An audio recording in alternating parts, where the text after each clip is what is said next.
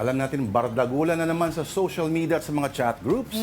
So, which fights should you take on? And what can you do when the discourse becomes just too toxic? So, let's now ask our guest today, psychiatrist Catherine Natalie Tan. Dr. Tan is a fellow at both the Philippine Psychiatric Association and the American Psychiatric Association, and president and CEO of iPsych Incorporated. Welcome to Afternoon Delight, Dr. Tan. Hello, good afternoon. Thank you, Lord and Denise. Nice. It's really an honor for you to have me today. Yes, ang ganda ng buhok ni Doc, no? I like. Anyway, okay, sigurado ako ngayon, Dr. Tan, you are not spared pagdating dito sa bardagulan, quote-unquote, sa social media. Ngayon, nagkaka-unfriendan na naman. Bakit kaya ganito, Doc Tan, ano? Kasi parang hindi naman tayo bago sa ganito mga bagay-bagay. Pero every now and then, nagkakaroon ng mga sparks. At mukhang ito yung malaki-laking spark. At mukhang parang LA wildfire yata yung ano nito. Well, definitely very exciting yung mga nangyayari na yon sa ating bansa. And umaabot nga sa international news, umaabot all the way to The Hague. So, alam natin na very polarized yung mga views natin when it comes to politics. And it's not just in the Philippines, it's all over the world. Nakikita nga natin na mas in favor nga yung medyo the right side or the fascist side. At the same time, very different yung mga beliefs natin, and very vocal na rin vocal tayo sa social media lalong-lalo. So we have the opportunity and the ability to air out yung mga opinions natin. At the same time, other people have the opportunity to also counter yung mga opinions ninyo. And we have the ability also to share information. Unfortunately, like pointed out nga, maraming misinformation din na share doon. So mag-ingat-ingat din tayo. Pero Doc, how do you exactly handle the toxicity on social media? Kasi yung nabanggit ni Lord, nung nagkaka-unfriendan na, yung iba kasi, they're just tired of seeing those false information online. Yung iba naman, nagkakapatulan. Diba? Nag-aaway-away. So, is one better than the other? Unfriending na lang ba to remove yourself from that situation? O mas okay ba na medyo na-address mo yung tao mismo na yung issue na gusto mong patulan nga? Actually, yung mga advice out there, it's not necessarily one fits all. Pero it would be nice to know certain tips and see whether it's something that would be applicable for you. So actually, that idea for unfriending people, in some sort of way, that's our way of setting boundaries then eh. So as much as possible, kung halimbawa we find yung mga information na nakikita natin on social media very triggering, we would like to minimize that exposure. So perhaps yun yung paraan ng ibang tao nga, so nag-unfriend nga sila. And then for some people naman din, they like to engage naman in social media. Personally, I think that would be really difficult because it's really challenging to express oneself nga fully on social media. And then usually naman may mga follow-up defense tayo sana, pero very limited nga pag may pinapost nga tayo. So perhaps we would consider refraining from doing that for your own mental health, kasi sometimes the advantage and disadvantage when it comes to communicating in social media, it's not a person-to-person interaction. So there is some sort of like a divide that we are forgetting that we're talking to a human being. So sometimes nawawala yung empathy natin. So very harsh and very cruel yung mga natutuklasan natin over social media. So ingat-ingat din tayo. When it comes to yung mga false information, mag-ingat din tayo when it comes to engaging and sharing din. Well, first of all, kung halimbawa we have information and yun nga, we are considering it to be false. Well, first of all, do your research naman. Are we really sure this is false? Kasi uso din na yun yung mga AI, di ba? And then, maybe you could quietly talk to maybe relatives or friends who are sharing it. As much as possible, I would advise not to engage because the more you engage in that particular post, the more makikita mga tao na, oh, a lot of people are going to this particular post, and the more it's gonna be shared. So ayaw natin na parang nagkakaroon ng parang viewership itong particular post na to, so lang masaspread din siya. And then ultimately, kung halimbawa, like I said earlier nga, if things are very triggering, limit your screen time, limit your exposure. Or kung halimbawa, you seem to want to know what's going on, limit din yung engagement natin kasi infinite level ang pwede masabi ng ibang tao sa atin. Oo.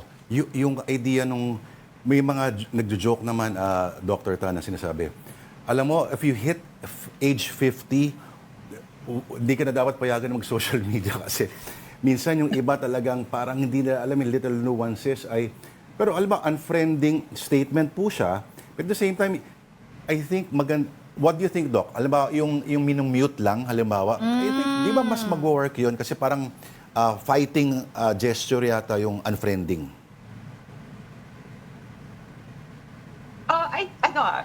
Regarding the unfriending, on a personal note, I actually don't think it's a bad thing.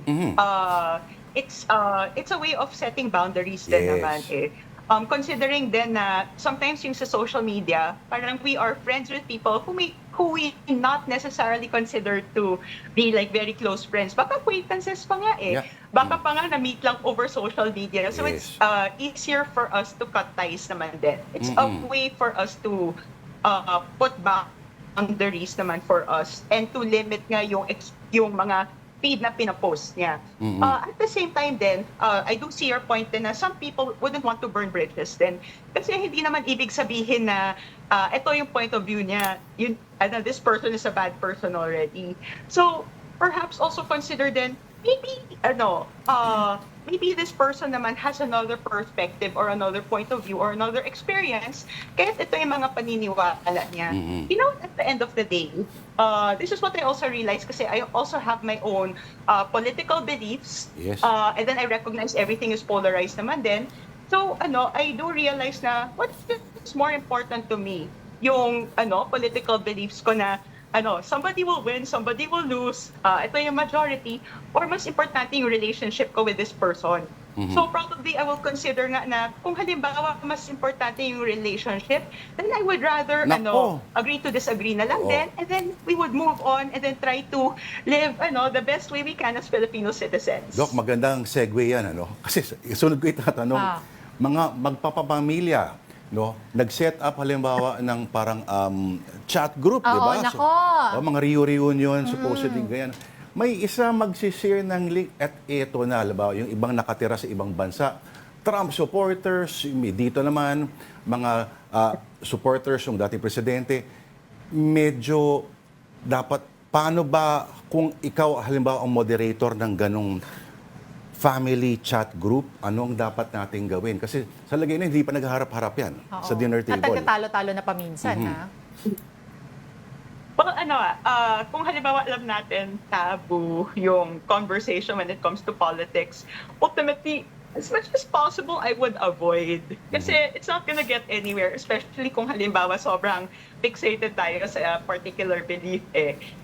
So I would be extra careful around these people. Pero kung halimbawa, you still want to make that effort na sana naman mag-fact check sila sa mga pinag-share nila kasi when you see it, it's obviously quite annoying.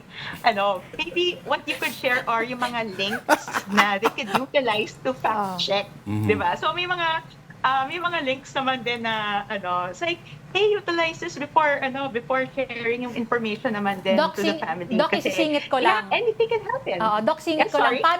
Sisingit ko lang, paano kung mag-send din sila na, itong politician na to, itong senador na to, ito yung sinabi. May link din sila. May link din sila. Pang-counter. Paano na? What I mean about the link is yung like verifiles. I guess that's the only one I know eh. Na yung pang-verification nga. So I guess kung halimbawa may mga send even more false information, kung halimbawa the conversation is not getting anywhere, I would say ultimately preserve your own mental health. It's like just maybe like what Lord said nga na keep it silent na lang para hindi halata that you're not paying attention to them anymore, but you're also not hearing their opinions because it's so annoying. Oo. May solusyon ako, Lord. Ano? Ako ang mag-exit sa group, Doc. Nagawa ko na yan eh. Talaga? Oo. Ano to, magkakamag-anak? Hindi ka mag-anak. Pero when a group becomes so toxic na everyday napansin mo negative yung pinag-uusapan, parang, I don't need to be part of this. Nag-exit na lang ako. Ito sa amin, nagkasingilan ng utang. As in, utang from 35 years ago, biglang kinalkal. All because of political discussions. No? Ganon? At so, para namang may pakialam yung mga tao sa gobyerno, yung mga pinaglalaban nila, may kilala sila. So, parang naging parang intense version siya ng mga basketball rivalries, Dok. Ito ba ay parang transference din ng ating adoration to certain... Dito na ba tayo nakakapit ngayon, Dr. Tan? Yeah. You know what? I do hope people would realize na sana we are being Filipino, united as a country. Kaysa we are idolizing particular people naman din. Di ba mas maganda na like what are the principles we would like to uphold? Like what practices that we would like to happen when it comes to our fellow Filipino citizens? And I'm not talking about like high-ranking Filipino citizens, pero even to the poorest of the poor, how would we want to take care of each other, each of our kababayan? And sana careful din tayo na sino ang mga ine-elect natin. So malapit na yung election din and iba-iba yung mga favors natin, pero sana consider din na generally what they did before, they will probably do it again. Kung halimbawa things seem to be shady, they will probably still be shady. And then kung halimbawa, like what you notice na they keep making promises but there's no long-term change, I would say exercise your critical thinking kasi your vote does matter. And sana na I hope you would take value of yung choices natin when it comes to politics, because at the end of the day, what we want to uphold is our country and not just a particular person. Ako, in short, Doc, unity. Doc, may tanong ako sa inyo. Kapatid niyo ba si Yvette? Yes. Sabi na nga ba eh. Bakit? Kaibigan ko She's yung my kapatid older niya. sister. Sabi na nga ba eh. Small world talaga, no? Oo. Kaya ka pala nag-site. Yes, Oo. Kung kapatid ko rin si Yvette, mag-aaral din ako. Anyway, maraming salamat. Okay, si Dr. Catherine Natalie Tan. Thank you. Natalie rin si Yvette, ha? Maraming salamat, Yes. Dr. Tan. Thank you po. We're Thank both you, Catholic. Doc. You're welcome. Next